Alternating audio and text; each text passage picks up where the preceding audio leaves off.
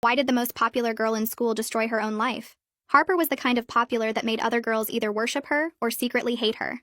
She had 20,000 IG followers, the quarterback boyfriend, and threw the best parties at her massive house while being cheerleading captain and student body president with the perfect GPA.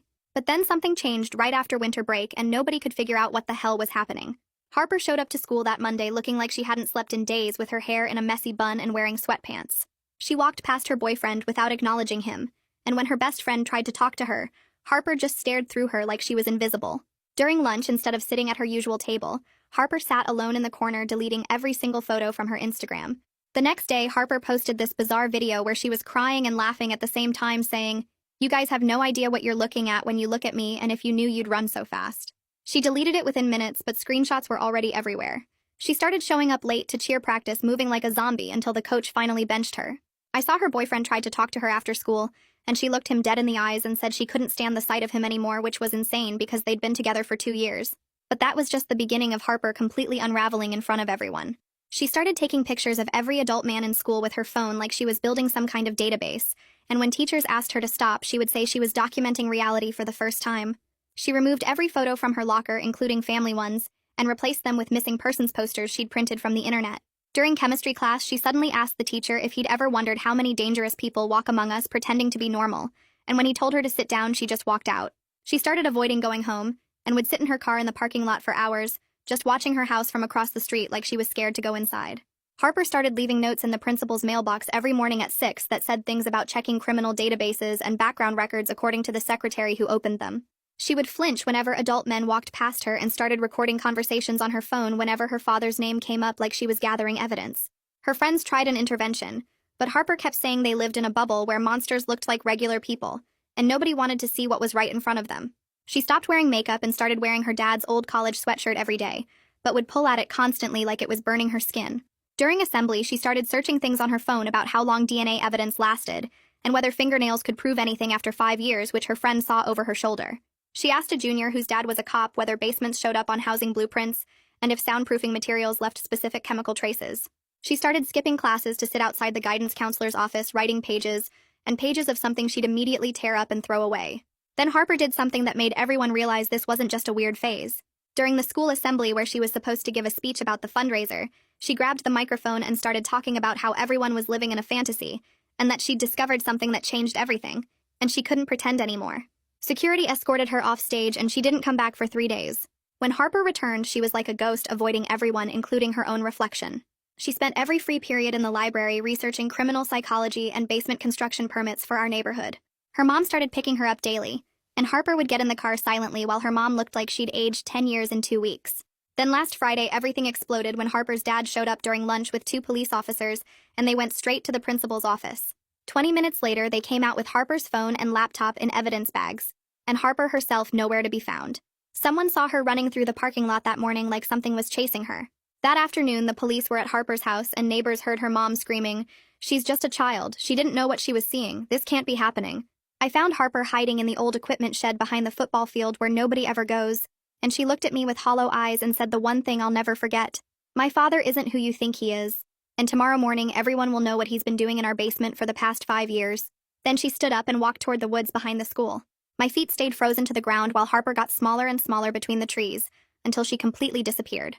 My hands shook so bad I could barely get my phone out of my pocket.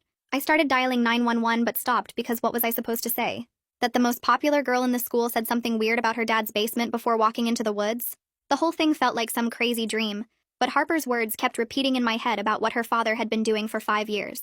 I turned and ran back toward the main building, my legs feeling like jelly.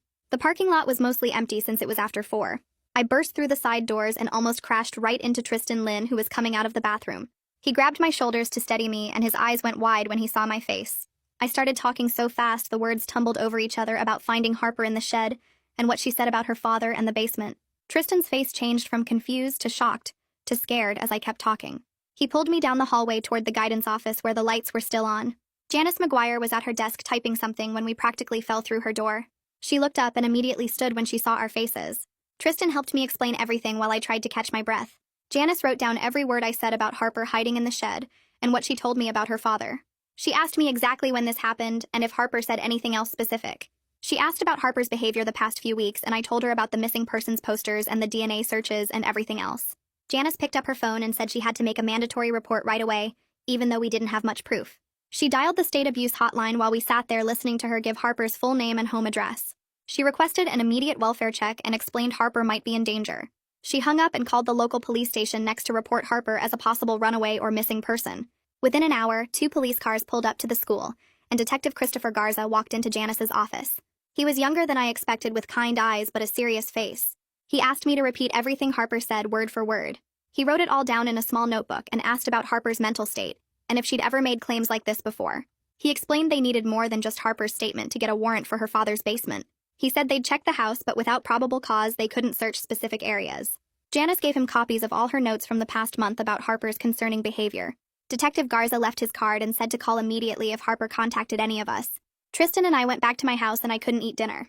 I stayed up all night making a timeline on my laptop of everything weird Harper had done since winter break. Tristan came back over around 10 with his laptop and helped me organize all the screenshots people had saved. We found 12 different people who had pieces of Harper's deleted video saved. We put together screen recordings of her Instagram deletion spree and photos of her locker with the missing persons posters. Tristan found posts from other students talking about Harper's strange questions and behavior. We organized everything into folders by date with descriptions of each incident. My mom brought us coffee at 2 in the morning and asked if we were okay. We worked until the sun came up and had 3 pages of timeline plus all the digital evidence organized. I dozed off for maybe an hour before my phone started buzzing with texts. The whole school was talking about Harper never coming home last night. Her parents had filed an official missing person report at 6 that morning. The principal called an emergency assembly for first period. Harper's mom stood at the podium looking like she hadn't slept either. Her voice cracked when she asked if anyone had seen Harper or knew where she might go. She said Harper left her phone at the school and they just wanted her home safe. Some girls were crying in the front row. I felt sick knowing what Harper had told me, but not knowing if I should say it out loud to everyone. After the assembly, I found Detective Garza in the hallway and showed him the timeline Tristan and I made. He sat on a bench and went through every page carefully. He looked at all the screenshots and evidence we'd collected. He said it helped establish a pattern, but judges needed more concrete evidence for search warrants. He asked if Harper had ever shown me physical evidence or told me specific details about what she found. I told him she only mentioned the basement and 5 years. The principal's secretary found me during second period and said I needed to come to the office immediately. I walked in, and Harper's father was sitting there with a man in an expensive suit who was obviously his lawyer. Harper's father's face was red, and he pointed at me the second I walked in. He said I was spreading dangerous lies about his family during their time of crisis. The lawyer said they'd sue me and my parents for defamation if I kept harassing them. He said I was making a terrible situation worse with baseless accusations. The principal looked uncomfortable and kept adjusting his tie. Right then, Janice walked in and stood next to me. She told the lawyer I had followed proper reporting protocols and acted in good faith based on Harper's own words. She said I was protected as a mandated reporter and had done nothing wrong. The principal said we all wanted Harper found safely and asked everyone to remain calm. The lawyer handed me his business card with a warning look before they left the office. My phone started buzzing immediately with a call from an unknown number. It was Marlene Lopez from Child Protective Services saying she got my report through the state hotline. She explained they couldn't do much without Harper physically present or concrete evidence of abuse happening right now. She said past allegations needed police involvement and physical proof. She asked me 20 questions about Harper's behavior changes and what exactly she told me. I gave her every detail I could remember while Janice took notes beside me. Marlene said she'd coordinate with the police but warned me these cases moved slowly through the system. After the call ended, Tristan texted me that he found something important. We met in the computer lab where he had 3 other students with him. They'd all recorded parts of Harper's weird behavior over the past 2 weeks on their phones. One girl had the entire assembly meltdown filmed from the front row. Another had Harper taking photos of male teachers during lunch. The third had Harper sitting in her car staring at her house for 2 hours straight. We spent the rest of the day organizing everything into one massive folder with dates and descriptions. We had 12 different incidents documented with video or photos. I suddenly remembered Harper searching stuff on her phone during that assembly about DNA evidence and fingernails. I called Detective Garza immediately and told him what Harper's friend saw over her shoulder. He went quiet for a moment, then said that suggested Harper might have found actual physical evidence of something. He asked if Harper ever showed me anything or gave me any items. I told him she only mentioned the basement and 5 years but nothing specific. The cheer coach found me after practice and pulled me into her office. She closed the door and said she'd been thinking about Harper since the news broke. She said Harper had bruises on her upper arms after winter break that she noticed during practice. She'd assumed they were from stunts or working out, but now she wasn't sure.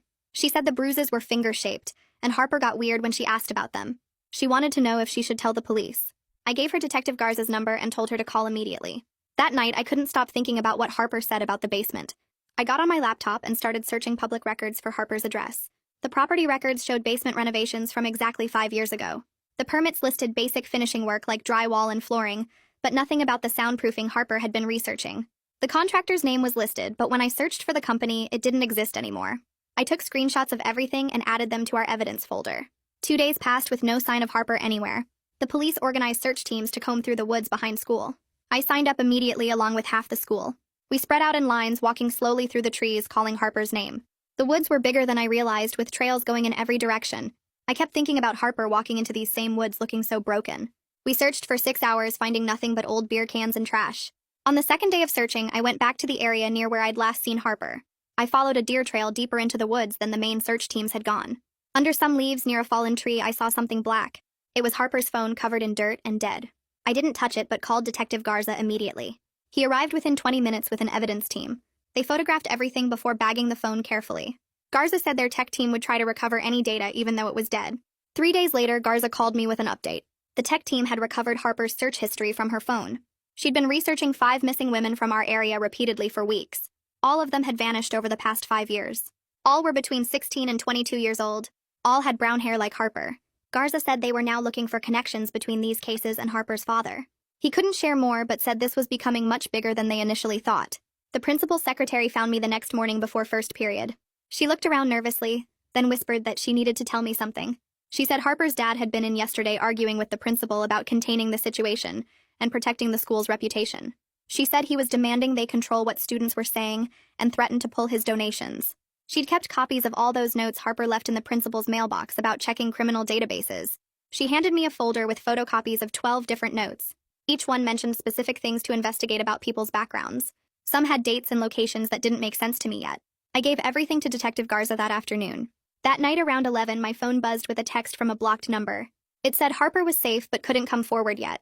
The message mentioned something specific about our chemistry class that only Harper would know about, a joke our teacher made about periodic table elements. I immediately forwarded it to Garza, who said they'd try to trace it, but blocked numbers were nearly impossible to track. The text gave me hope that Harper was alive somewhere even if she couldn't come home yet. The next morning, Marlene Lopez called me during first period asking if I could meet after school with her, Janice, and Detective Garza. I got to Janice's office at 3:30, where they were already waiting with papers spread across the desk. Marlene explained they needed to coordinate everything we knew, but had to be careful about protecting Harper, even if that meant moving slowly. She kept checking her phone and writing notes while Garza went through the timeline I'd made, asking specific questions about dates and times. After an hour of going through everything, Marlene said they had enough to keep building the case but needed more concrete evidence. That evening, I was doing homework when my phone rang with a number I didn't recognize.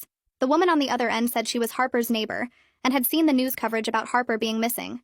She told me about hearing strange noises from their house late at night for the past year, like hammering and drilling sounds. She remembered seeing delivery trucks bringing construction materials to their house last summer, but thought they were just doing normal renovations. I took notes on everything she said and texted Garza immediately, who said he'd contact her directly. The next day at lunch, Tristan showed me something on his phone that made my stomach drop. He'd been scrolling through old social media posts from parties at Harper's house and found one from 2 years ago, where you could see boxes in their hallway. When he zoomed in, the labels were clear as day, reading acoustic foam and sound-dampening panels. We sent the screenshot to Garza right away, who responded that this was exactly the kind of evidence they needed to establish a timeline. Later that afternoon, Garza called me with an update about the missing persons Harper had been researching. Requested Reds is on Spotify now. Check out link in the description or comments. He said none of them had any official connection to Harper's father that they could find yet, but he was now looking at when each woman disappeared compared to when the basement was renovated. The dates were starting to line up in ways that made him suspicious, but he needed more to make it solid. 2 days later, I was walking to my car after school when I saw Harper's mom sitting in her car in the parking lot looking lost. She got out when she saw me and walked over with tears already running down her face. She grabbed my arm and whispered that she'd found something in the basement after Harper ran away, but her husband made her promise to stay quiet about it. Her hands were shaking so bad she could barely hold her car keys, and she kept looking around like someone might be watching us. I told her she needed to talk to Detective Garza about whatever she'd found, and after a few minutes of crying, she finally agreed. We got in my car and I drove her to the police station while she sat in the passenger seat twisting her wedding ring and mumbling about how she should have known something was wrong. At the station, Garza met us in the lobby and took us to a private room where Harper's mom could talk without anyone hearing. She was in there for 3 hours while I waited in the lobby reading the same magazine over and over. When she came out, her face was completely white, and Garza had his hand on her shoulder telling her she'd done the right thing. That evening around 7:30, I got an email that made me sick to my stomach. Harper's father's lawyer had sent cease and desist letters to me, Tristan, and several other students demanding we stop spreading false information about their client. The letter threatened legal action if we continued talking about the case and accused us of defamation and harassment. I immediately forwarded it to Janice, who called me within 5 minutes telling me not to worry. She said she'd already contacted a legal aid attorney who specialized in witness protection, and he confirmed we were protected since we were cooperating with an active investigation. The next morning, the junior whose dad was a cop found me before homeroom and pulled me aside.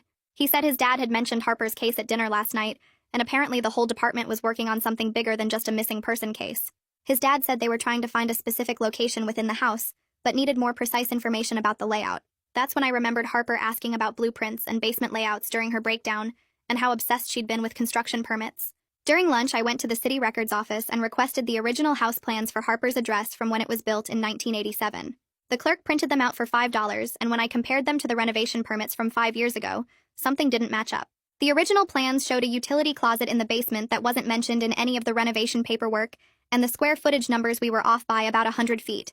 I took photos of both documents and sent them to Garza, who replied immediately saying this was huge, and asking if I could bring the originals to the station.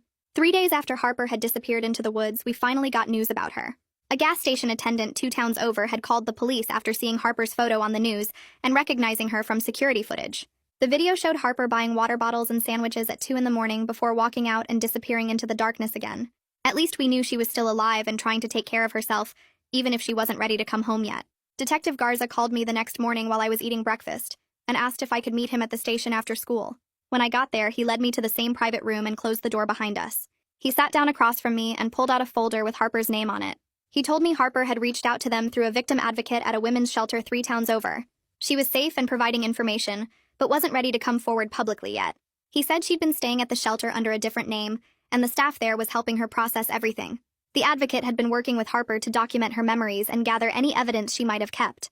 Garza showed me a photo Harper had sent them of a journal she'd been keeping since winter break, with dates and descriptions of things she'd found. He couldn't show me the details, but said it was helping them build a timeline of what happened in that house. That same afternoon, the school board called an emergency meeting about what everyone was calling the situation, even though Harper's name was all over social media. Parents packed the auditorium and the arguments got so loud security had to step in twice. Half the parents wanted the school to support the investigation fully, while the other half worried about the school's reputation and property values. Some moms stood up and started yelling about how this was all rumors, and the school shouldn't be involved in destroying a good family's name. Another parent shot back that protecting kids should matter more than protecting the school's image. The principal tried to keep order, but people were recording everything on their phones and posting it live. The board finally voted to cooperate fully with law enforcement and provide counseling services for affected students. 2 days later, Harper's mom filed for an emergency protective order against her husband and moved out of their house. Her lawyer released a statement saying she was cooperating fully with the investigation and had no knowledge of any illegal activities. I saw her at the grocery store looking like she'd lost 20 pounds in 2 weeks. She was buying basic supplies and her hands shook as she loaded bags into her car. The cashier told me later that Harper's mom had been staying at her sister's place across town. That Friday morning, I woke up to sirens and saw on the local news that a forensic team had arrived at Harper's house with a warrant. Neighbors stood on their lawns watching as people in white suits carried evidence bags and photography equipment through the front door. The news helicopter circled overhead while reporters interviewed anyone who would talk. I rode my bike over and watched from down the street as they set up a tent in the driveway. Box after box came out labeled with evidence tape and loaded into a van. The forensic team was there for 8 hours, and neighbors said they heard drilling sounds from inside. One guy in a hazmat suit carried out what looked like pieces of drywall in clear plastic bags. The whole neighborhood felt different with yellow tape around Harper's house, and cops stationed at both ends of the street. Tristan met me at the coffee shop that evening, and we sat there refreshing the news on our phones. We'd gotten closer through all this mess and spent most afternoons together trying to make sense of everything. He'd been keeping track of all the social media posts and screenshots people had taken of Harper's breakdown. We both felt guilty for not seeing the signs sooner, even though we barely knew Harper before this. Tristan had started having nightmares about basements and hidden rooms. We stayed at the coffee shop until they closed, just so we didn't have to be alone with our thoughts. The next morning, Detective Garza called me again, and his voice sounded different this time. He said they'd found the hidden room Harper had discovered behind what looked like a normal utility closet. The construction matched the timeline from the permits I'd found with the missing square footage.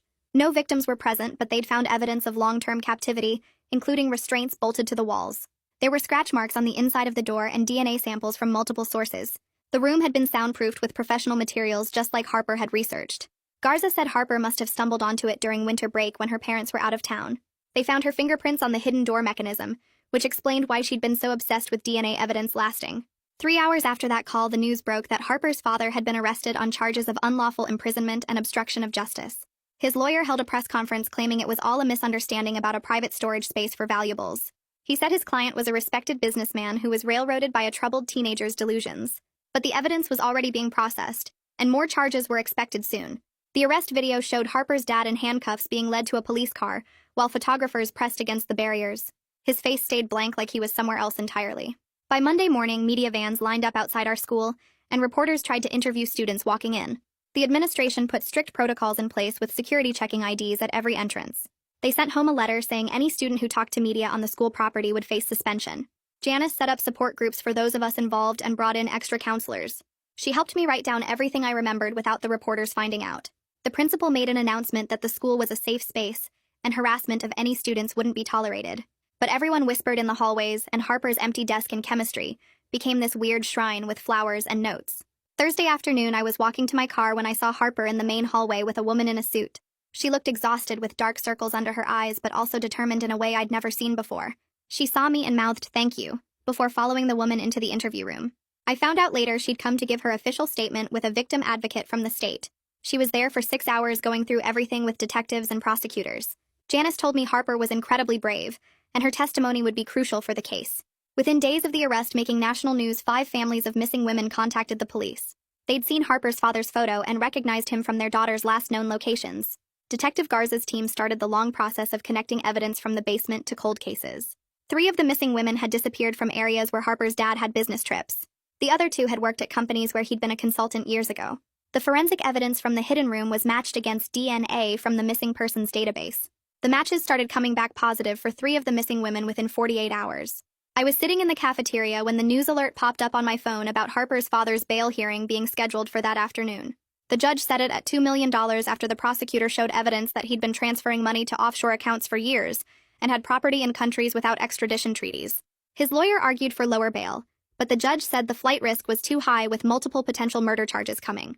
They froze all his assets that same day, including the house and his company accounts, while investigators started tracing where the money went. The school called an emergency staff meeting that Monday morning, and I saw teachers coming out looking shaken.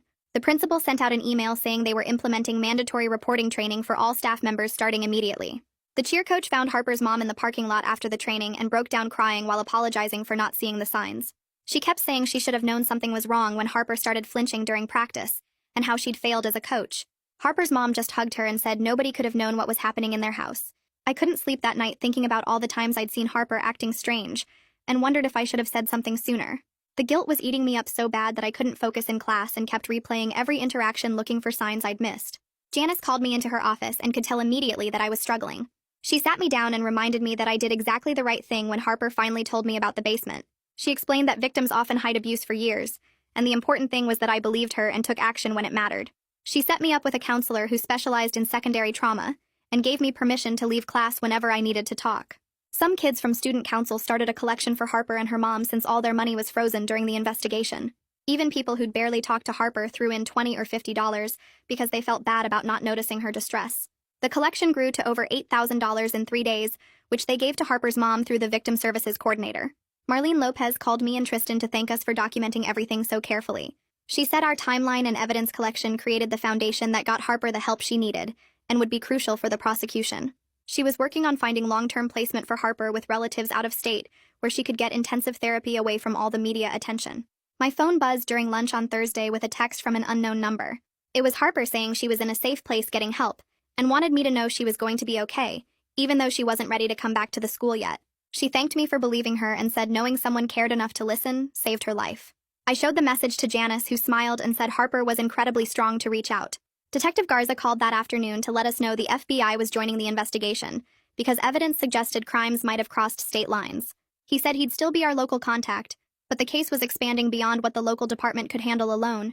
They'd found evidence that Harper's father had rented storage units in 3 different states, where the missing women had disappeared. The FBI brought in their behavioral analysis unit and started connecting patterns between the victims and Harper's father's travel records. Harper's mom filed for divorce the next week, and the papers showed she was seeking an emergency order for sole custody and a restraining order. She'd started seeing a therapist twice a week, according to Janice, who was helping coordinate support services. Harper's mom sent a message through Janice thanking everyone who believed Harper and took action to help them escape that nightmare. She said she'd been blind to what was happening and would never forgive herself for not protecting her daughter, but was grateful for the people who stepped up when Harper needed them most. 2 weeks after the arrest, the news broke that made everyone go silent. DNA evidence from the basement matched the remains of Sarah Foster, who'd been missing for 4 years. The medical examiner confirmed she'd been held captive for months before she died, based on evidence they found. The prosecutor immediately upgraded the charges against Harper's father to first-degree murder, along with the kidnapping and false imprisonment charges.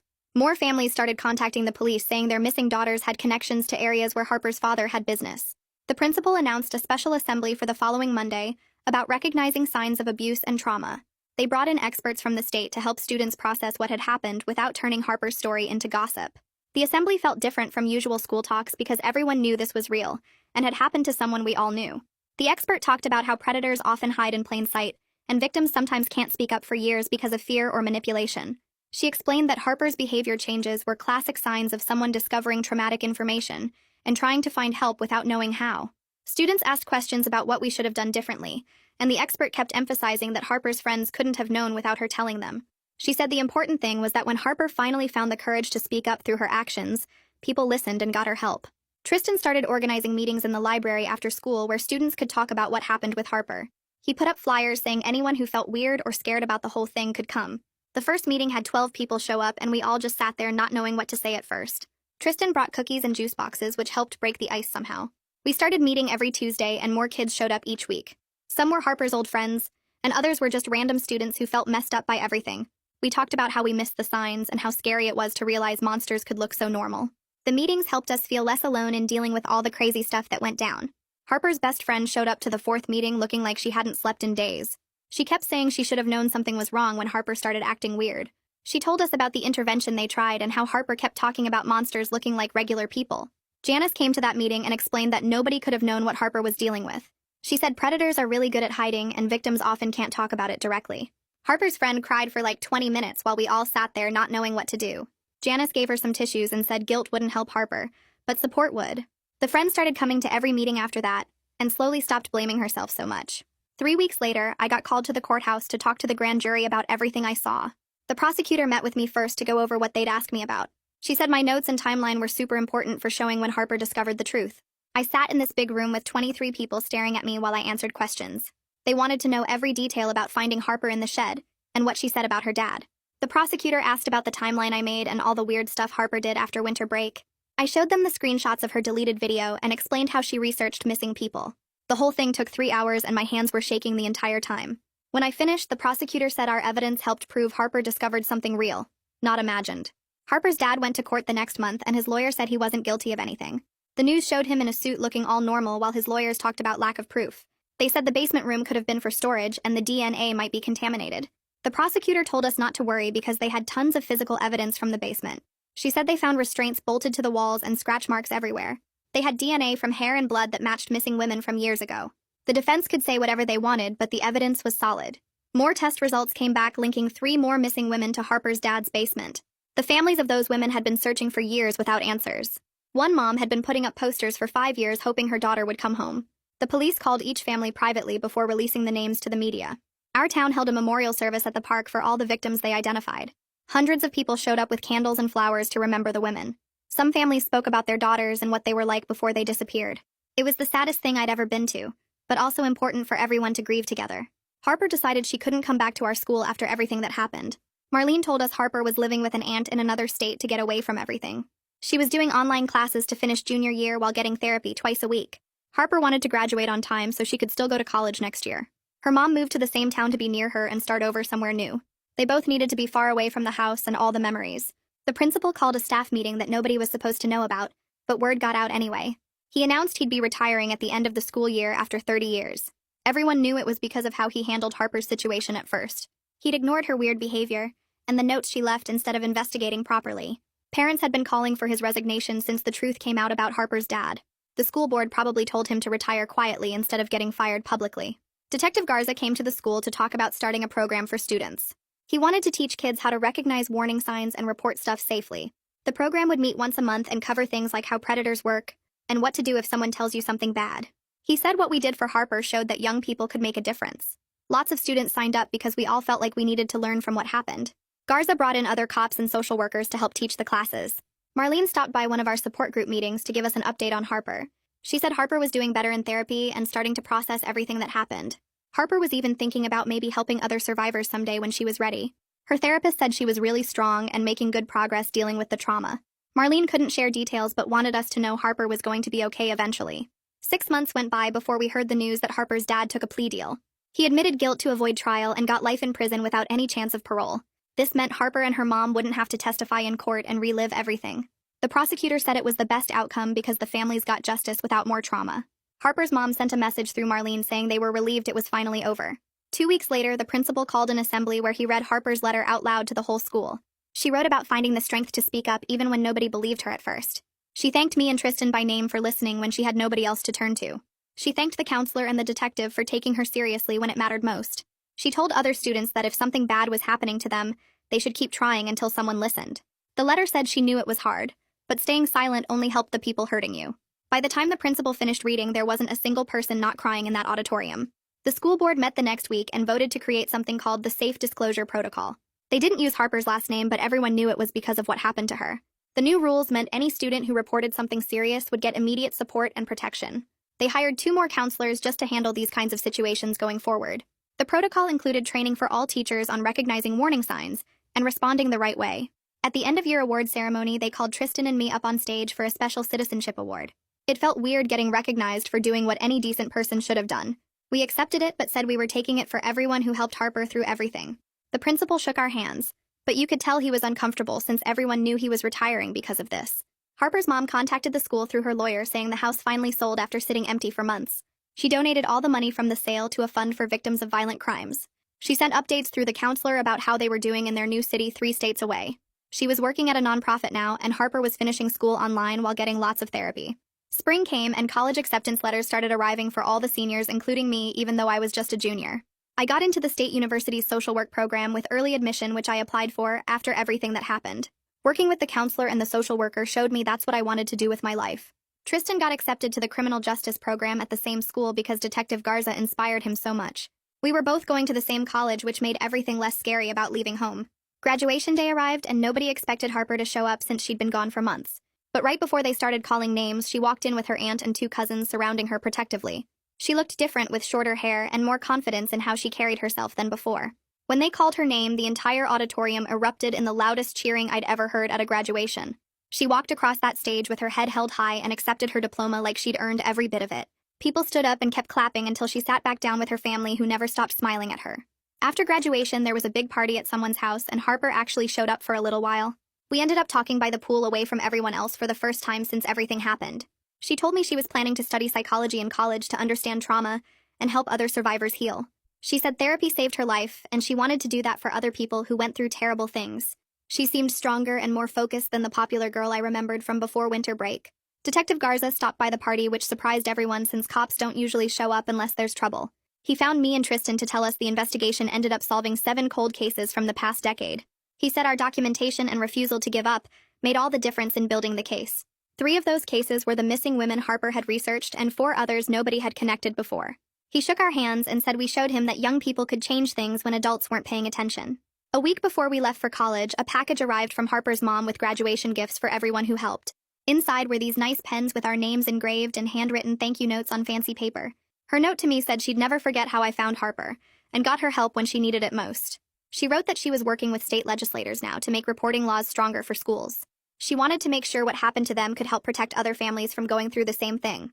The last week of summer, Harper surprised everyone by starting a blog about surviving trauma and finding justice. She was careful not to share details that could identify victims, but she wrote honestly about the healing process.